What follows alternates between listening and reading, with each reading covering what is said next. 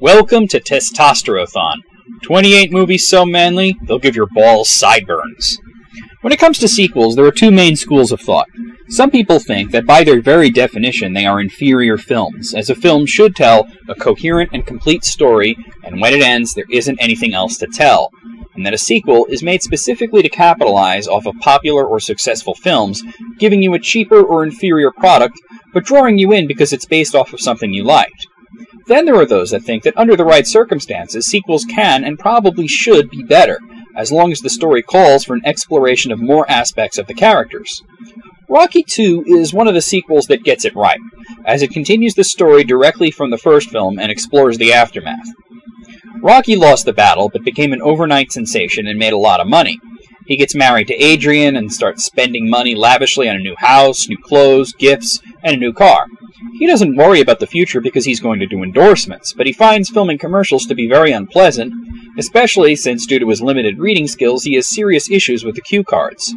He tries other things like getting an office job, but once again his skill set is more for manual labor, so he tries that, getting a job at the meat processing plant, but that doesn't pan out as cutbacks get him laid off as the least senior employee. He winds up working at the gym for Mickey at the cost of his dignity. Meanwhile, Creed has changed his mind about a rematch, as a lot of people believe that either Rocky won the fight and the results were fixed, or that the entire thing was staged and scripted. Creed has lost a lot of credibility and wants to rematch Rocky to prove that the 15-round marathon, where they seemed evenly matched and it honestly did look like Apollo was going to go down before being saved by the bell in the final round, was a fluke and that Rocky just got lucky.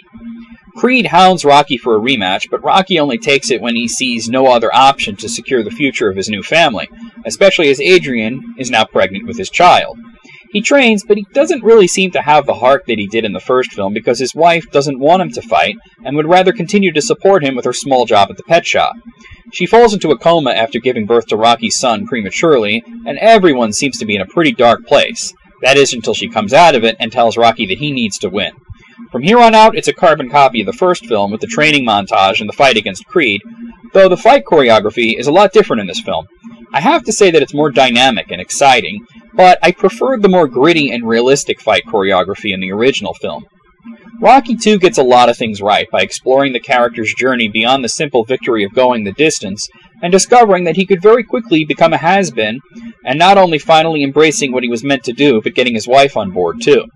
There's a scene where he tells Adrian, "I won't tell you to stop being a woman, so stop telling me to stop being a man," which speaks a lot to his mentality. He doesn't want to be supported by Adrian working in a pet shop, especially as she's pregnant, and the heavy lifting that she did put her life at risk by causing the premature birth. Rocky feels the need to provide for his new family the only way that he knows how, and Adrian has to get over her fear of him becoming injured, as he is at a much greater disadvantage with his eye being injured for the first film. Rocky II gets a lot right, but I still prefer the original, as I think this one could have done more. I think Apollo Creed gets a little bit more fleshed out in this one, but not enough. For example, they hinted that his obsession with beating Rocky was affecting his home life with his wife and kids, but it's not explored in a satisfying way. His kids are only in one scene, and his wife has just a few lines and is mostly there to cheer him on in the fight. I think seeing more than just a training montage in the one family scene would have benefited, showing the parallels of Creed and Rocky. Now, I want to warn you that I don't give a hoot about spoilers. This is a movie from the 70s, and I have to talk about its conclusion anyway, as I'll be reviewing the next film tomorrow, so don't give me any shit about this. But this time, Rocky wins the battle, and in a decisive way that no one can say was questionable, though I feel they did a good job showing Creed is hoisted on his own petard. He went for a knockout in the final round instead of trying to just survive it, as he was way ahead on points. The ending with them falling together and struggling to get up, the idea that Apollo was, in a way, his own downfall, well, it's not Shakespeare, but it's something in the same strata. That being said, Rocky II is an excellent film and a great example of how to do a sequel. But I do prefer the original. On the machismo meter, it's a lot manlier as well, as Rocky II explores how one could go from the height of a post-victory rush to being very quickly emasculated, and how to bounce back without succumbing to rage or despair. I like it very much for those reasons, so I give it a 9 in that category. And also, it gets a 9 for the main score. It's not as good as the first film, but it's close.